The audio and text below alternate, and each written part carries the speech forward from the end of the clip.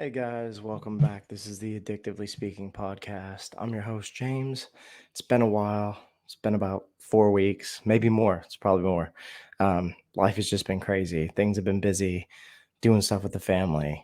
Kids were off school, so just a lot of stuff going on. I've been creating some merch. So I've been doing that kind of stuff.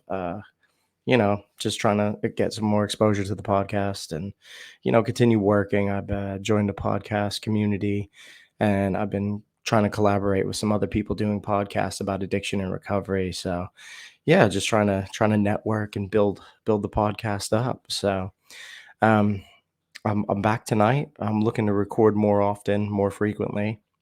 Yeah, and get some more interviews and things of that nature.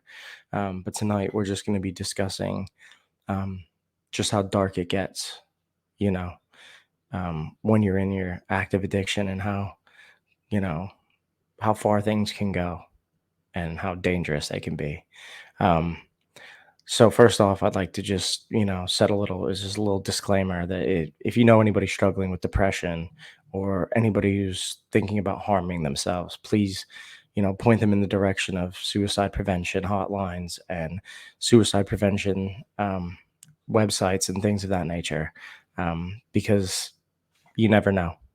People get pushed too far and they end up doing something horrible to themselves without thinking of the consequences that it has for everybody else around them. So I'm going to dive into some of this stuff that I don't think I've ever shared.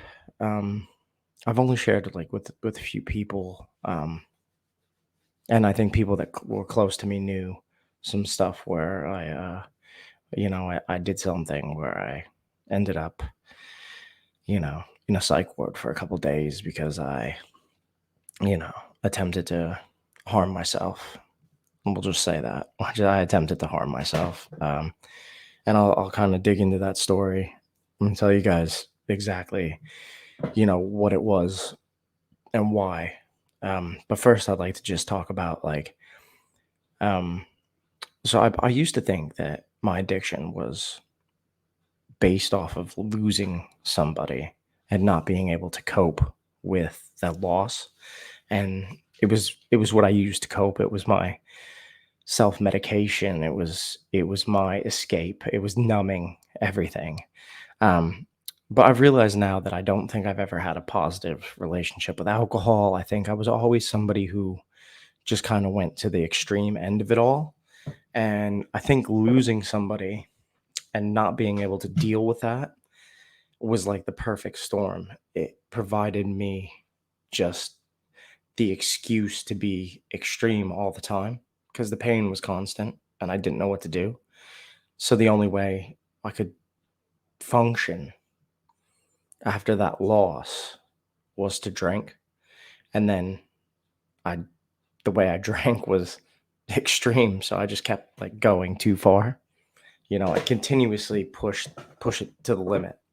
Um, and that happened, you know, regularly. In the early days, I was drinking constantly just to get away, to escape. You know. Um, but the story I want to tell, though, that I'm going to dive into, is the story about when I, you know, tried to do something horrible to myself without. This is what happens. This is how dark it gets. Is that you don't think about these things. You don't think about. I wasn't in a position to be able to stop myself. I wasn't thinking clearly. Um, I was under the influence of alcohol. I was angry. I was violent towards people. Alcohol let everything out.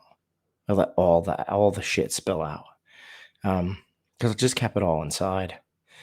Because I didn't know what to do with it, and I didn't know how to talk to people about it, and like what to say, or you know, everybody just feels bad for you. You know, like you've lost somebody, so they feel bad for you, and you know, I didn't want to do that. I didn't want to go through all that, so I drank and acted like an idiot and did horrible shit to people I cared about and to myself. Mainly just destroyed myself. I was, self-destructing in front of everybody, you know. But everybody surrounding me was just you know, doing the same. They were drinking and partying, and you surround yourself with people who are doing similar things. Um, so the story goes is that we were having a party at our house, which was like the party spot. Our house was the party spot. Everybody came, everybody partied. Um, and I had a friend, um, and he was always very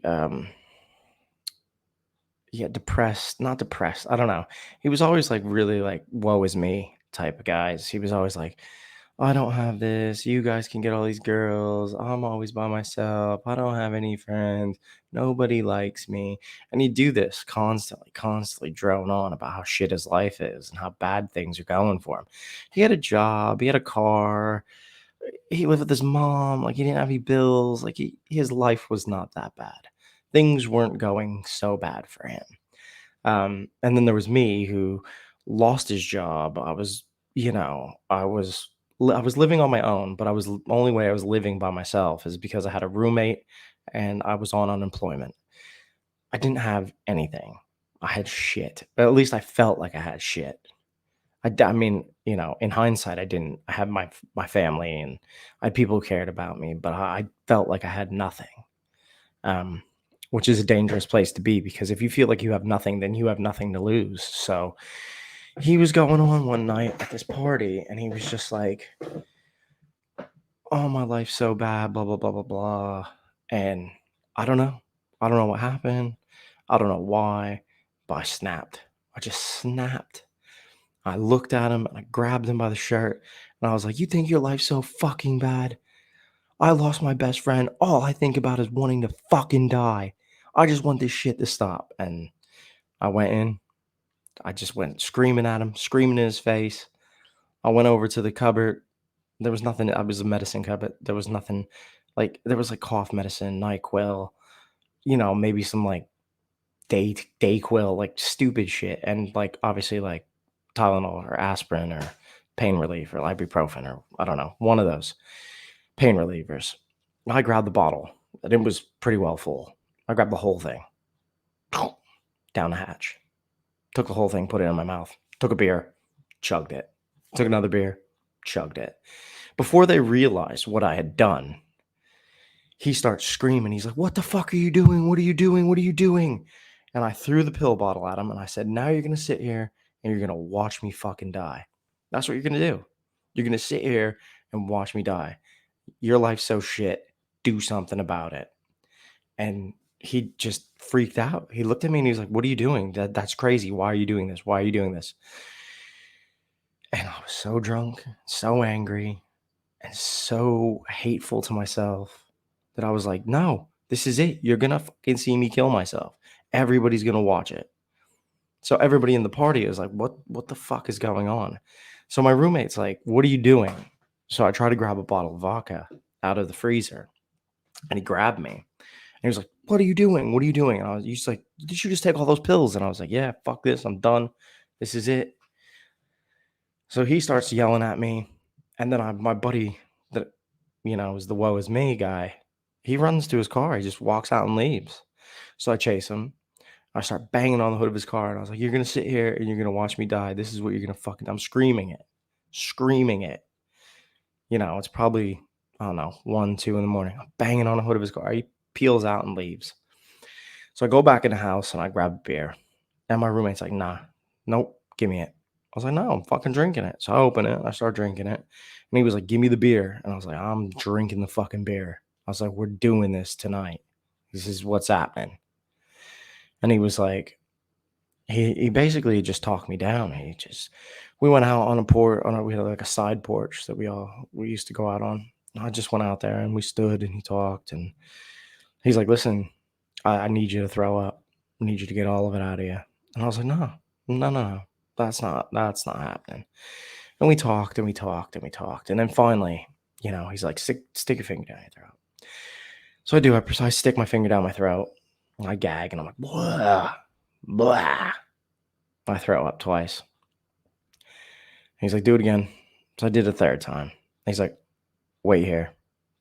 So I'm, hunched over the balcony or the porch and I'm, uh, well, I'm just because it's all coming up now.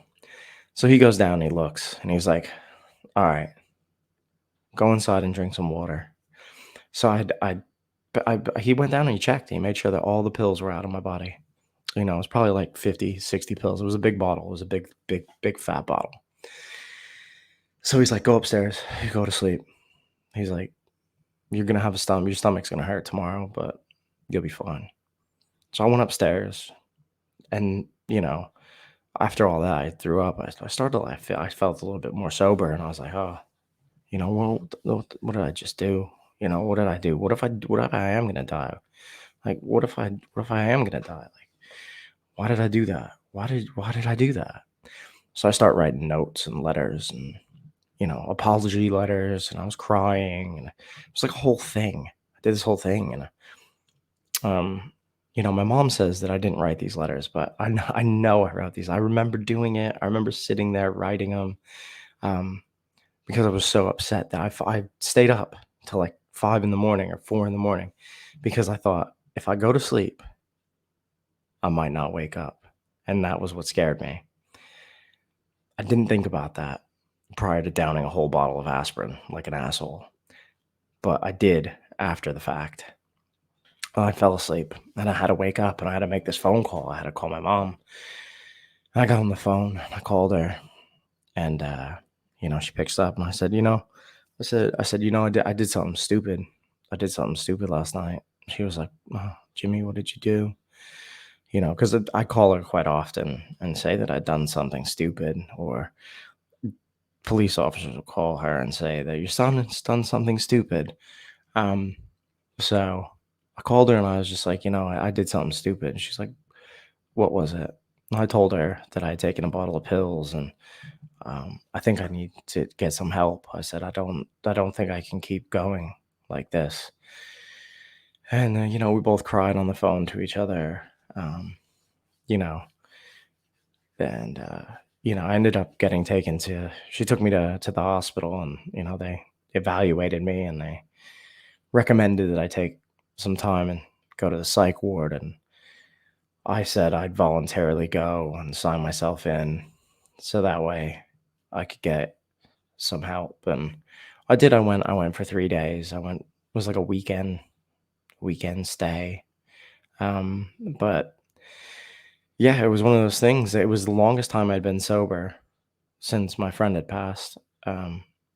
So that was he passed in 2002, and that was probably around 2004, I want to say. Um, so that was the longest time I've been sober. It was 3 days. I couldn't sleep at night. They had to give me medicine to sleep because I couldn't sleep without being drunk. Um, yeah, I felt like shit. Um, all I could do was, play basketball and go to group therapy. And crazy enough, like I ended up coming out of there and I ended up getting 9 months sober. 9 months. My Obviously I fucked that up. I started drinking again because I thought I was okay. I thought I was fine. I thought that was I just had a bad little episode and went right back down the rabbit hole, started drinking again. Um, and the longer it goes on, from 2004 to the end of it, um, yeah, I just kind of got consumed by this darkness. Like I had no self-worth. I didn't care about myself, and I started to not care about others. I didn't care about people. I didn't care about people I hurt, um, whether that be emotionally or physically, because I was quite violent when I drank. I had just the anger came out, so I did some things where I hurt some people. And the scary thing is, I think about it now, is like I got into these fights and was like punching people in the head and smashing their face on the ground and doing all this stuff, like filled with rage. I could have killed somebody. I could have absolutely killed somebody, and I wouldn't have batted an eye. I wouldn't have even blinked. It wouldn't have mattered because I was that far gone. I didn't care. I didn't care about myself. I didn't care about what happened to other people. Um, it's terrifying how dark it can be in that place where it feels like there's just endless days of hopelessness, you know? I'd wake up and just think, what the fuck is this for? Why am I here? Why am I still breathing? Why can't I just die already? And I would do things like I think about some other things like we went to Ocean City, Maryland. Um, you know, I went with a bunch of friends, and obviously I was drinking heavy, heavy, heavy drinking. And down at the beach, there's everybody gets Everclear. So I was mixing Everclear with Sprite and taking it around with me in Sprite bottles everywhere, just walking around drinking it. And I'd been drinking all day, and I had like a checklist of terrible things I was going to do while I was there. Um, but I got really drunk the one night, and I was down by the water. It was dark, dark. It was probably about, I don't know, 9, 10 o'clock at night, maybe. Nobody was on the beach. Nobody was on the boardwalk. It was just me and like a couple other people, like my buddies, maybe like one of my buddies and like these two girls that we had met at the hotel that we were staying at. And I was running around on the beach, and then I just started like walking into the water slowly, walking into the water. By the way, not a good swimmer. Probably not the greatest place to be when you're heavily intoxicated and it's dark and the waves are crashing in. I just kept walking into that water, hoping that it would just sweep me away and take me out to sea. Like I remember walking in and getting about chest deep in the water, hitting me and like knocking me backwards, and I'd fall down. I'd stumble to get up and pull myself up, and I keep walking. And my friend would, he's like yell out to me. He's like, "Yo, you coming back? Where you going?" He's like, "Come back. It's dark. You shouldn't be in the water." And I was like, "Fuck this." And I just kept walking in. Um, I did come out. I did come out of it, but I do remember the feeling that I had in that moment was just that I hoped that it just took me under and just took me away. You know, I had these moments where, yeah, I felt like that. I felt like I wanted to just disappear. Um, because at some points I wanted to just be done with it all. And then later in my addiction, I wanted to be done with it. I wanted to be done with the shit that I was going through. But I just couldn't seem to figure out, like I couldn't find anything big enough to motivate me to stop completely, to quit, you know?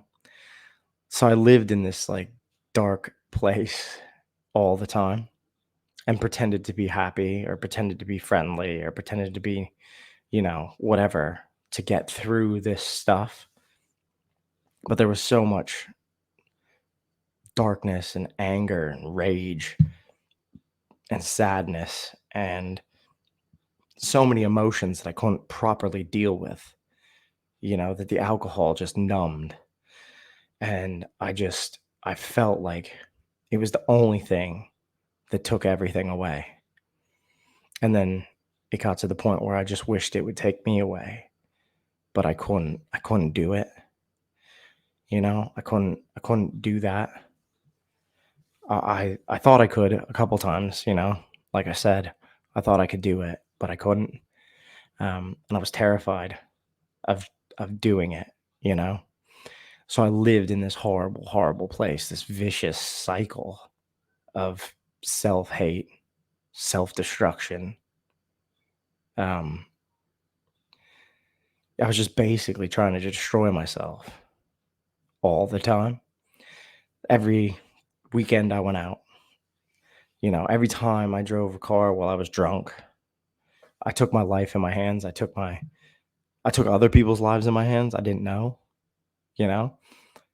I was in multiple vehicles with multiple drunk drivers, you know.